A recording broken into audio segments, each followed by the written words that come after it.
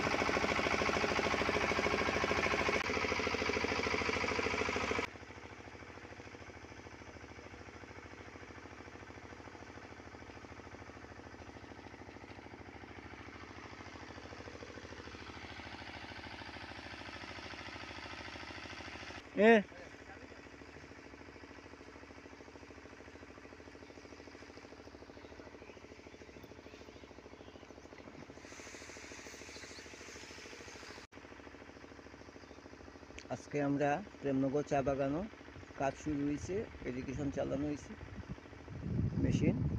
এই চারা গাছগুলোতে আমরা পানি দিব। সম্পূর্ণ গাছে